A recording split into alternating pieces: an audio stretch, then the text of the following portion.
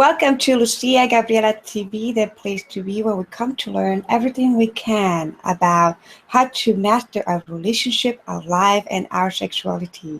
And today we have an incredible speaker. Her name is Susan Ball. And Susan is a women's freedom coach and self-love activist and the founder and CEO of Free from Toxic Love. Susan worked with women after an ugly, toxic, or abusive relationship to rekindle their joy, know their boundaries, and recognize their personal value so they live a life free from toxic love. Today's topic is about the 7 signs your new love is toxic. So welcome, Susan, to our channel today. Thank you for having me, Lucia. I'm really excited to be here. Thank you. Yeah, I'm so excited. And when it comes to toxic love and being in toxic relationship and abusive relationship, it's just amazing to see that other women are helping another women who are going through the same, because I went through the same stuff. So I so resonate with your topic, which is so exciting, to provide the practical tools that women or even men can actually do in their life to know when their relationship is toxic and actually what to do about it. So let's start with your topic and what do you have to share about that.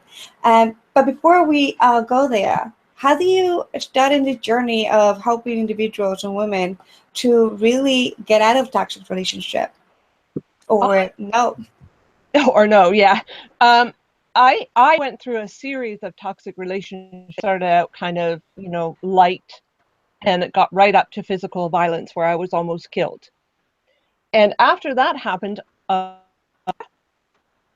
they charged the person, and you have to go through the court system and all that kind of stuff. But it was very much based in me being a victim. They kept telling me I was a victim. I kept going to places where I was a victim and group counseling.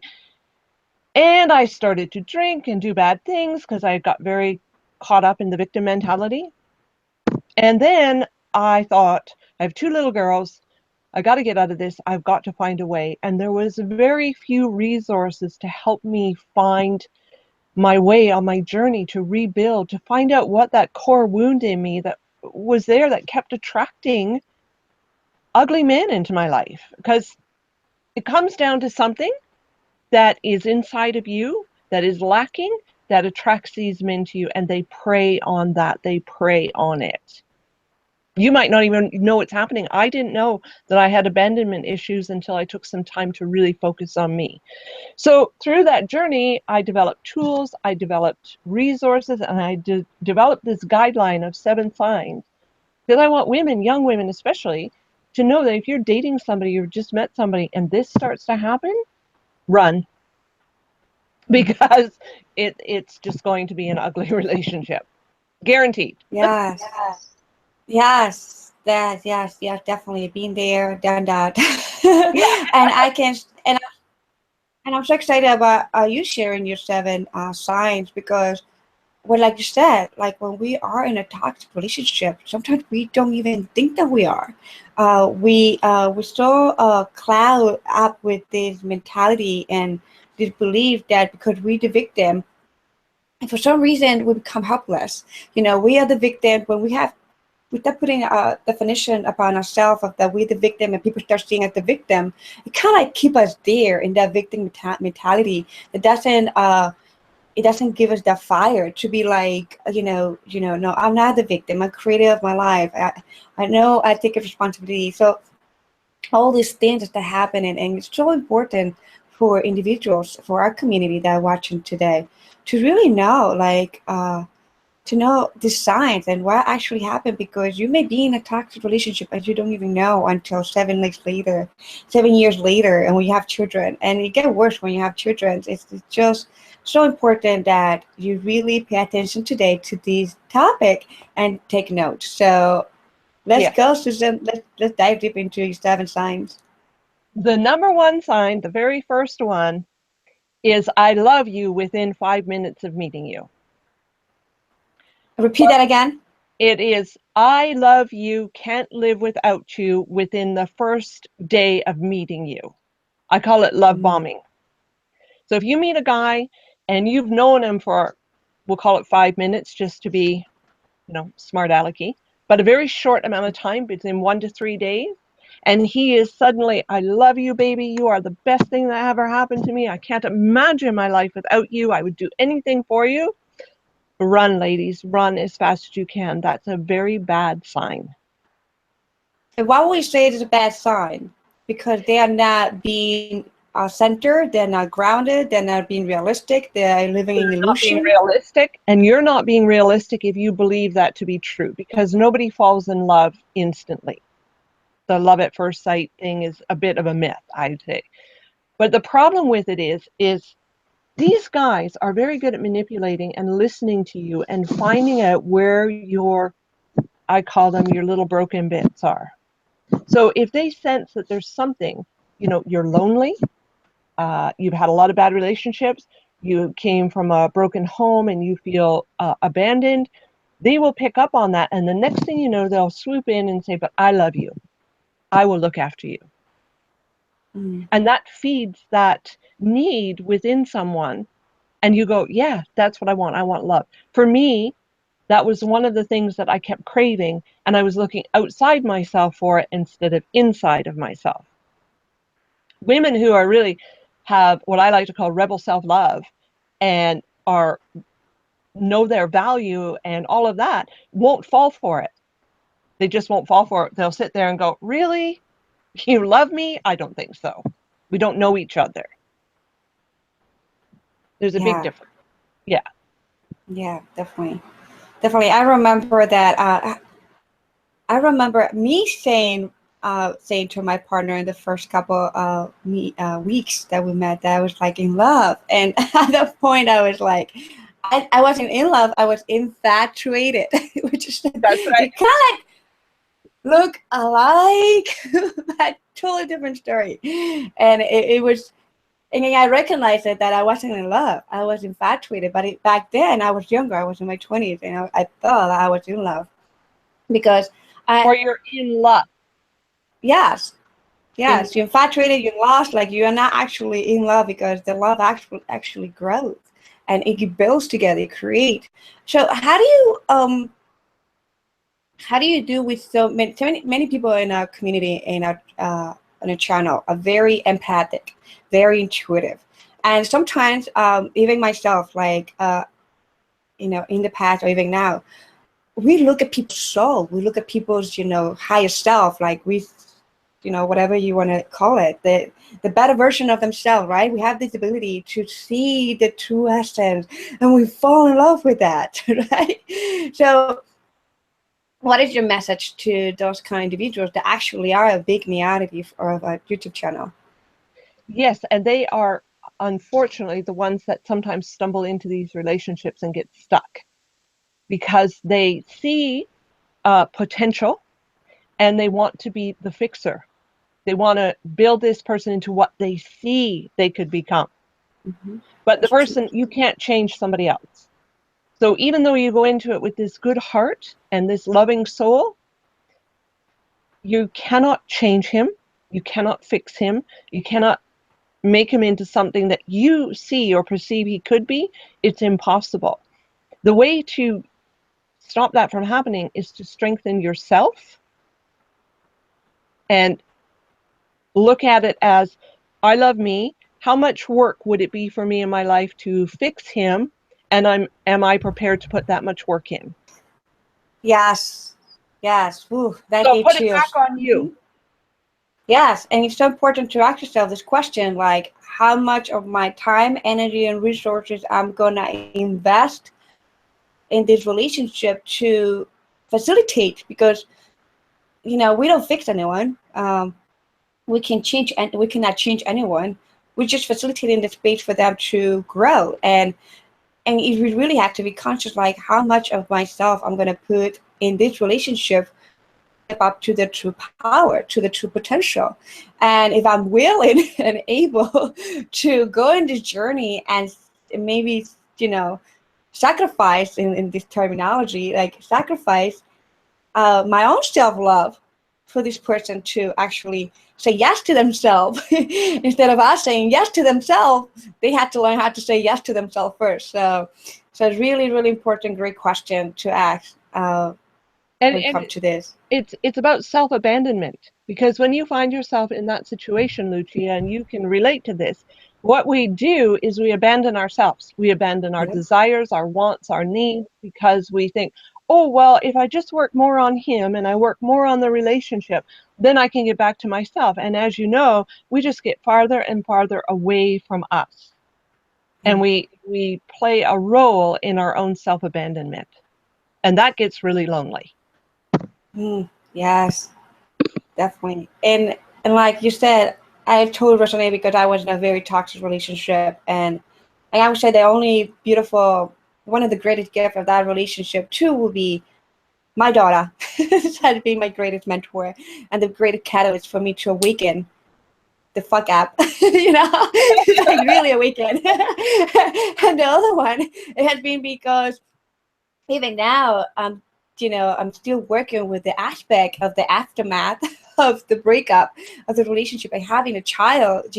I had to involve the legal system and the court and, the legal fees and the lawyers and all that stuff to sustain and to create the environment of my daughter. It's about me and her, but it just has been an interesting journey that if I knew at the beginning that it could happen, I would have thought it maybe twice and asked my daughter to come back, to pick another father or something, another reality. I would have gone there and be like, just figure this one out.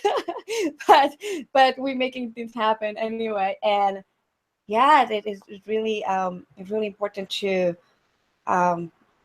understand this first step, and see how much of ourselves we're willing to go and to lose. Like I was losing myself. I lost myself for 7 years. Like I always tell the story. I lost myself for 7 years, and like I said, we abandoned ourselves. So yes. So what is our next step, a next sign to recognize that we are in a toxic relationship? That he wants to be the provider of everything in your life. Yeah. Namaste. That you can stay home and have babies and have friends and make tea and cook dinner and go to the spa and all of that stuff, because baby, he's going to give you everything. The prince comes to the rescue. Woo! Yeah. Big red flag.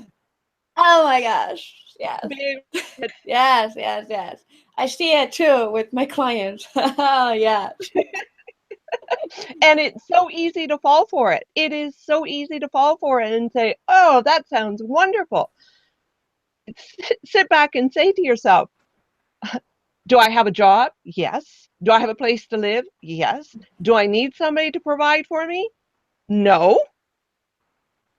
And put yourself back into a reality check of that. Yes. Because that's not going into a relationship on an equal footing either. Yes.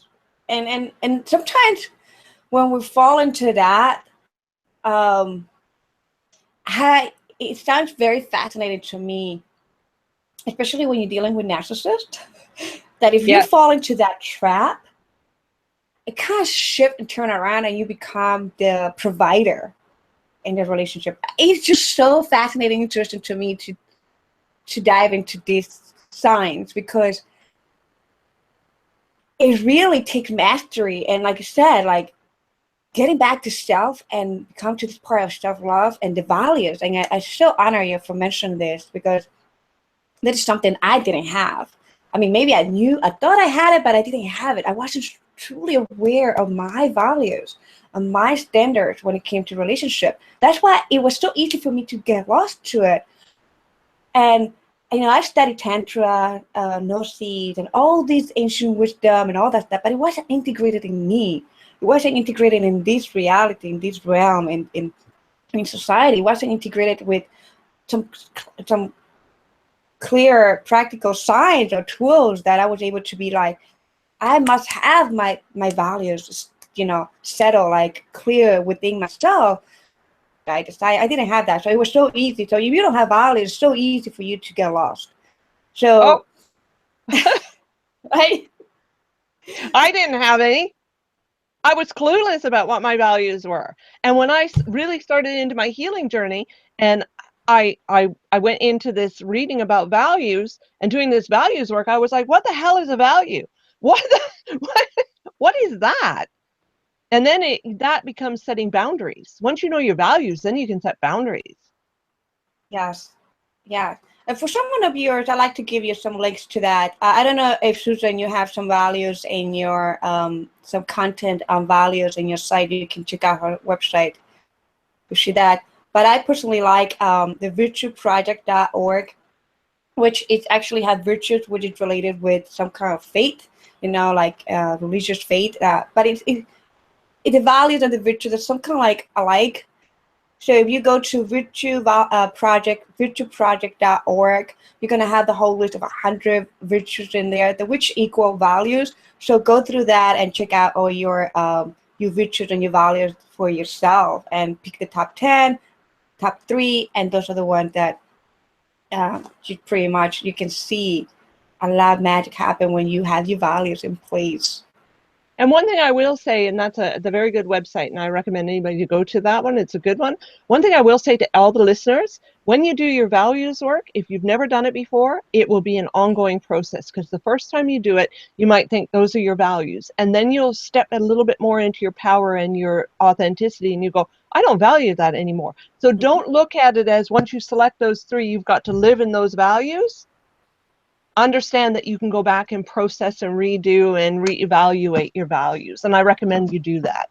Yeah, it's like updated like every 3 months, 6 months. Just check out like just how often you want to do it. Yeah. I learned with when I went to Date with Destiny with Tony Robbins, like he's very big on that. And I remember when the first time I did that with him, it was like in a 8-month period. And I remember my first values of the top 10. And then 8 months later, I was like totally different. I was like, because of the whole process of growing and evolving and being authentic with yourself. Like the more authentic you are, your values are going to be more authentic to you. So yeah, definitely. So what is our next sign that we are attracting a toxic relationship? this is a big one. And ladies and gentlemen, I love this one. Emotional extortion. So he comes over and he spends the weekend with you, and he cooks your dinner and he takes you to the movies, and then on Sunday night you're supposed to go out with your friends, or you have to go here, and he starts to say things like, oh, I did all that for you and you're just going to leave me here alone? And then what do you feel? You're like, oh, do I really need to go and volunteer at the puppy pound? No, he was really good to me. And that's the very first time that he cracks that code, and he will continue to do that. So everything he does for you now is another sort of coin in his emotional extortion box. And he delivers them with guilt and shame, so that you feel guilty and you feel ashamed of yourself. And this is a sign that he is slowly taking your independence in your life away. Yeah. Yeah. Well, they Sound come familiar? with that. Sound familiar when they come with that puppy face? Yeah. That one. Why you took off? Or he'll even make popcorn and come out and say, I thought we were watching a movie. They have many tricks up their sleeve to do this emotional extortion thing. And it's a big one. It's huge, because when you're first in a relationship, yeah, we're in lust, we're infatuated, we can't keep our hands off each other. It sounds reasonable to spend all our time together, but it's not. You have to make that break away and say, no, I'm going to do my volunteering at the puppy pound, and you can't, and we'll see each other later. And they have to respect that, because that's another, I don't know if you're going into that one, but if they don't respect your decision, if they don't respect your no, that's a sign right there that they are not capable of understanding boundaries.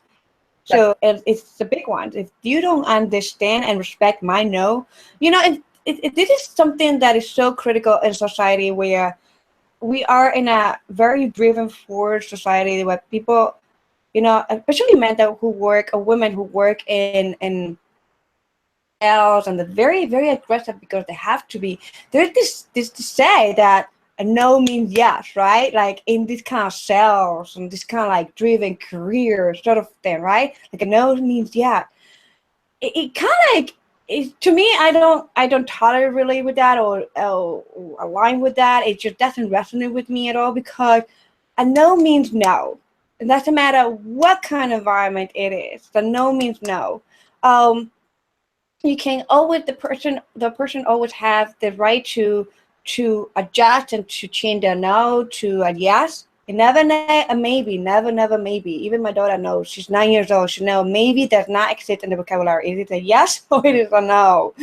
So a no is a no, and they don't respect that no. They don't respect you saying, no, I'm going to do this.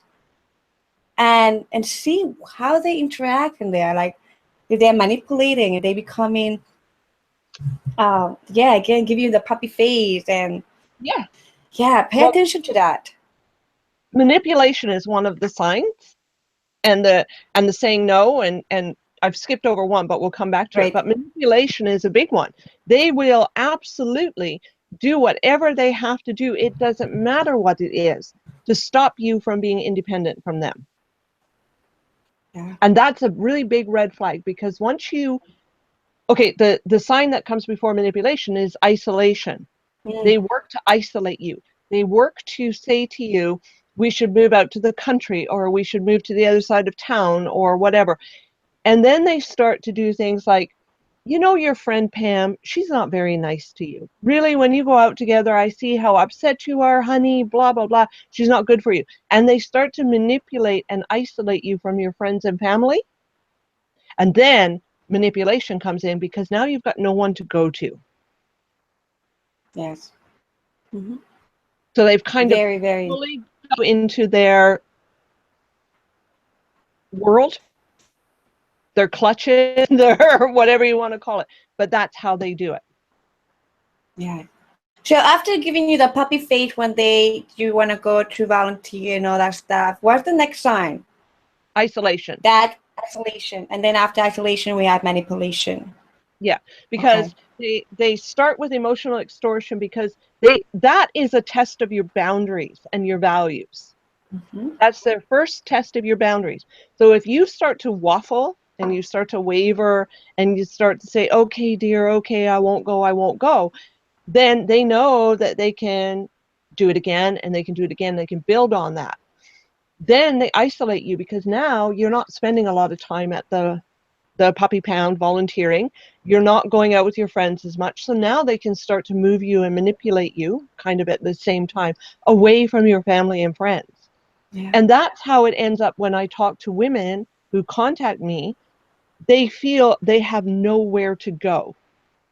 Now your abuser sets out to make you feel that way. Mm-hmm. They want to be your provider. They want to be the only person in your life. They want you to make them the focus of your life, nothing else. That's not a healthy relationship. Yep. Been there, done that, and I tell you, and you've not got just the time that I have invested in like healing and transforming and transmuting, which have been helpful for the work I do, right, in some levels. But I don't need to suffer anymore. I don't need to be living pain anymore. It's just the aftermath is incredible. It's incredible, and you really, it's like sometimes I would say you have to be cold when it comes to this aspect, but it's not being cold. It's being conscious. It's being self-love. Self-love does not mean that you're gonna allow anyone to be step on you as a doormat. You have to have some gut and some vaginas. To stand up for yourself. Stand up for yourself and say and really no. Be conscious and smart. Be intelligent. One of the beautiful things I learned in psychology is the aspect of the different ways of intelligence, and allow yourself to be intelligent in all dimensions. And really, we're helping you here to give you the signs that are that you maybe are doing, or the other person is doing, and that's co-creating a toxic relationship, an abusive relationship. So what's the next sign, Susan? Anticipatory fear. Anticipatory fear. So that is, you know, he's coming home from work, and you start to feel, what kind of a mood will he be in?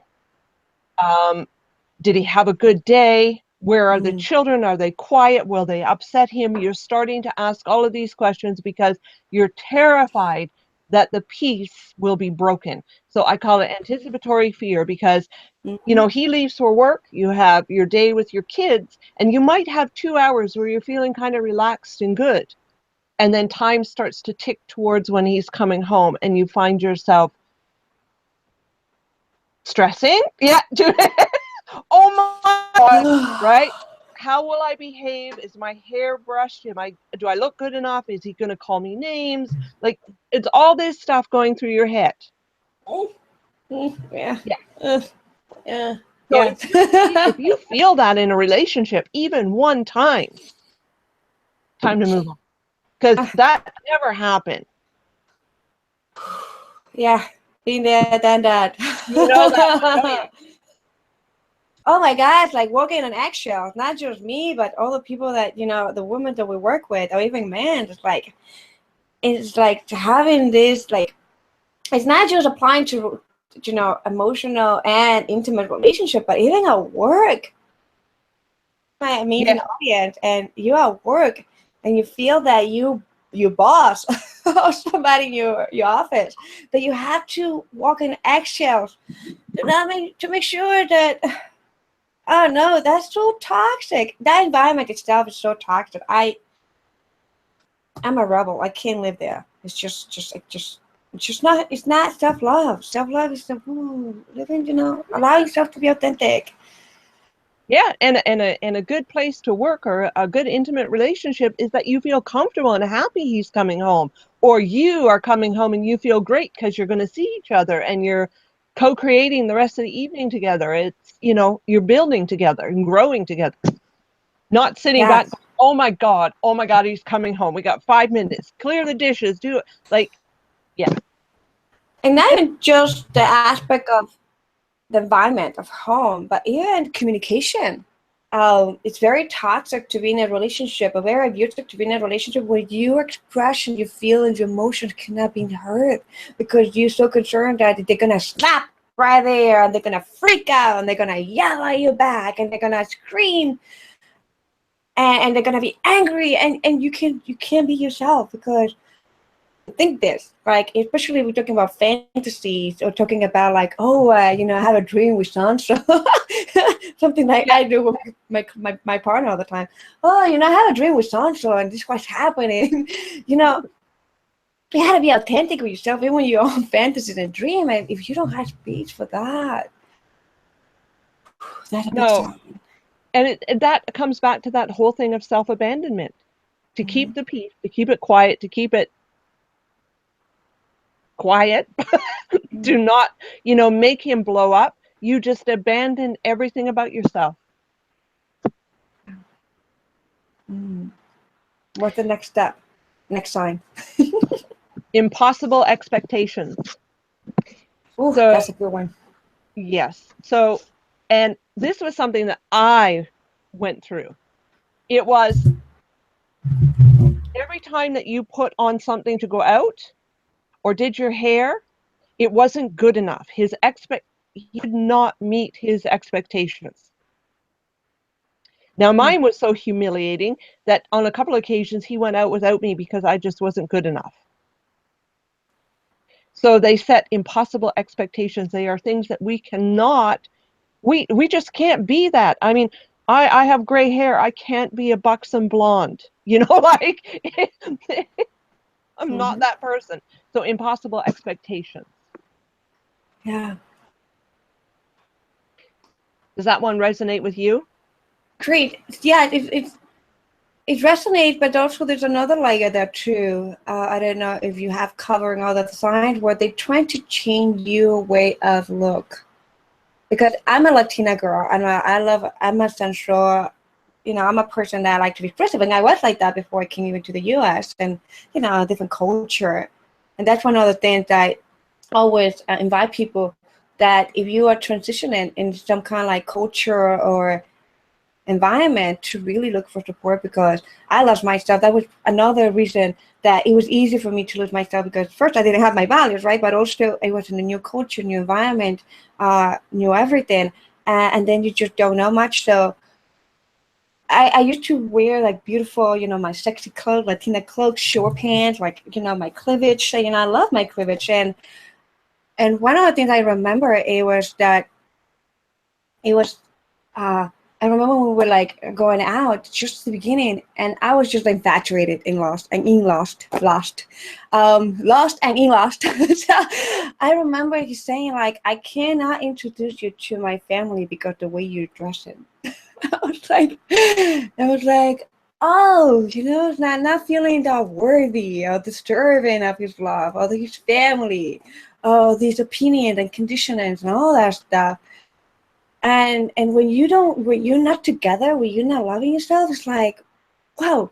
So I started changing, I started dressing up like very close, everything. And it's interesting because when Don, like maybe a year and a half ago, I was wearing such a sexy dress, like myself, and he's the father of my daughter, and he saw me, he's like, are you going out like that? You can't walk like that. That's not, that. And I was like, shut up. This is me. Like it or not like it, this is me. So yeah, it's like, it's just a way, I don't know if that's going to be part of one of the signs too, but it just resonated with the aspect of like the expectations and trying to change you the way you are. And it's a way for them to put you down, because if you notice, they will start to say things like, and I can remember, you're going to wear that, you look like a slut. You want everybody to think that I'm dating a slut? Mm-hmm. And I can't take you to meet my family looking like that. Or you look fat, or whatever. It's their way of putting you down and keep control, because after a while, that's your confidence. That's just because you don't know if you're going to be ugly, fat, look like a slut, the skirt's too short, the height. You don't know what he wants. It's just his expectations are so out there. They're so impossible because you don't know what they are. Yeah. And they can change. Mm-hmm. Right? And add to that, just to this dynamic, one of the things that we have to pay attention to is if they have any kind of like a narcissist disorder or bipolar disorder. Then you really have a very abusive, toxic cocktail to deal with. So just take note of that. The very, very last one is sex. And they will manipulate, they will coerce, and they will even, and I have women who don't understand this, they will take it from you, which is rape. Mm-hmm. And there are women who will come to me and say, oh yeah, but we were married at the time. Doesn't matter. It doesn't matter. That's not how it goes down. But they will manipulate you. They will coerce you. They will say mean things to you if you say no. So if you say no, they'll call you fat and who wants to do it with you anyway. Mm-hmm. I can go get it on the street corner because you're not worth it, and blah. So it's a manipulation. So you sit there and you think, oh, well, I'll just give in because I don't want to be called names. Yes. Yes, that resonates with a lot of especially women in the Latin community. They just don't want to be called names, and they just numb their bodies. And that's one of the things that I see a lot in sexual healing, is that women don't experience their orgasms because on some level they have been in a toxic relationship where they numb their bodies. Like they just get so used to this. They just have to get through it. It's a survival mechanism. So in survival mechanism, you have to shut down. And then it's so hard for women to experience a beautiful orgasmic experience, having a great orgasm with even just with themselves, because they numb it. They numb it. They don't feel beautiful. They don't feel worthy. They know, Yeah. they feel inside that he's doing it with them. He would rather be with somebody else because they're so ugly and hideous and fat and whatever. So it's a whole bunch of self-esteem crap that he lays on you. Yeah. So those are all Really the beautiful. So let's recap. Let's recap all 7 of them, just to integrate it more into ourselves. So the first one was love bombs. I love you. Can't live without you, baby. I've known you for 2 minutes. Provider. He wants to provide everything for you. Emotional extortion. Those moments when he does so much for you that you should be staying home. Isolation. He's going to isolate you from your friends and family. Manipulation. And we all know what manipulation is. Anticipatory fear. If you're feeling really crappy because he's coming home or because you have to have a conversation with him, not a good sign. Impossible expectations. You can't live up to what he expects from you. It's impossible. And sex. It's a tool that he will use against you. beautiful. Thank you for sharing all of that. Such a great, great, good, good signs. Good sign. If we really pay attention to those signs, Yeah. we're definitely gonna be on, you know, awake. Yes. Wake up. Pay attention. Pay Put yourself into attention. those relationships. Yeah, beautiful. Thank you, Susan, for sharing all those beautiful 7 signs that sometimes we kind of like have an idea of it, but once you see them together in a beautiful, you know, one by one, and together you can really tell and start evaluating. And so the way that, in my opinion, I will be using these tools as our audience can be using it is that when you are in a relationship, become very self-aware of my partner's doing, but also myself, because I believe that it's important that many people are showing a mirror to us where there's an aspect of ourselves that we are not doing, that we're not taking care of, we're taking advantage of, or we're not really being authentic with ourselves, or we're abusing ourselves. So I feel like many times we see that and we attract that, the kind of people to let us see and wake up. And that's one of the things in my relationship with my ex is that I attracted in my life somebody that it showed me all this for me to be able to wake up and to be more conscious and to really know my self-love in a very integrated way. So do you recommend your client also to look at these signs within themselves, where all of this is also being applicable to themselves and their relationship with themselves, and then the relationship with their partners? Correct. Because once you start to look at these signs and how, I'm going to use the word easy, but how easy it was for him to manipulate you into this relationship, you start to see where the gaps in your self-love, self-abandonment, self-worth, and all of that stuff are. Because all of these signs, one of them will be the one with my clients where they go, oh my God, that's the one. The tears will come because there's something that they're holding on to or something that happened to them, and that's what's feeding that little broken bit that they have, the core wound, if you want to call it that. And that's the one that got manipulated. That's the one that got used against them. Yes. In my experience, I love to share with my community because I'm open book, because based on my experience. In my experience, I learned that through the whole process, I didn't have values, which I didn't have boundaries. I didn't know what boundaries were until I had a client that it was pushing me all over the place, and I was like, "What the fuck?" I realized I was like being manipulated by my own client, and I was like, just one, but I was like, "Oh my God!" I was like, in my work experience, and I had to really look deep into my own relationship. It's like, oh, wow, I did not have boundaries in my own relationship with my partner. And I was like, it clicked. You know, it needed to happen to be another person to actually pay me. so, Yeah. so I got a big wake up call, but and I was like, wow, that was interesting. But also the other things I learned through that I didn't have values, I didn't have boundaries. And that sometimes even ourselves as practitioners and facilitators of healing, sometimes we don't walk our talk. So I like to walk my talk. And that was one of the things that I was not doing in my own personal life. It was I create safety for myself and for when I do my work and for my clients. But it was interesting that there was a degree of safety that I was not creating within myself for my relationship with my daughter and my daughter. So it was so interesting that when I went deeper into this work of analyzing my boundaries, my values, and what actually was happening within myself and the gap, I kind of got it. I was like, I'm not creating safety for myself. And the way that I must create in my life to create the things that I desire, especially because I work in the field of, sexuality and sexual healing, conscious sexual healing, and tantra and all that.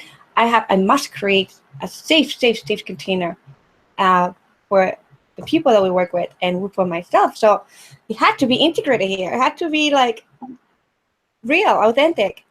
So really, really important to pay attention to the gap and see where within yourself. Absolutely. And you know what? For me, Lucia, it's an ongoing journey. There are still things that will come up, and like you, I go, whoa, what was that? What is going on here? Why am I feeling this way? What's going on? But instead of looking outwards for the answer, I look inwards for the answer, because that's where it lies. And I think we get caught up very much looking outside of ourselves for the answer, for the solution, for our happiness, and all of these things. It's all in here. It's all about you. You set the tone for your relationships with yourself, with other people. You set the boundaries. And once you learn that your happiness lives within you, it changes everything. Yeah.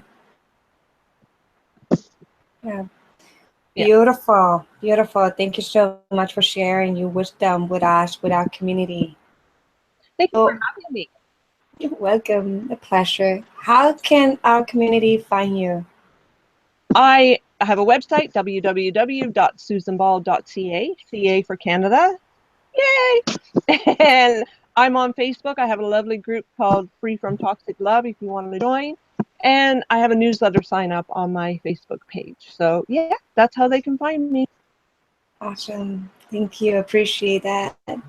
So thank you so much for joining us today. I appreciate you so much. You have no idea how amazingly grateful I am that you have shared with us those 7 signs that can help so many. Yeah. And so many. That's my goal. And actually, even us, the practitioners, to keep, those on the board, be like, check. I'm being this right now. Yeah, exactly. Yep. It's important. Yeah. Love it. Thank you. Thank you. All right. Thank you to our amazing community for joining us to another amazing episode of Lucia Gabriela TV, the place to be where we come to learn everything we can and how we can master our life, our relationship, and our sexuality. So see you until next time. Have a great day.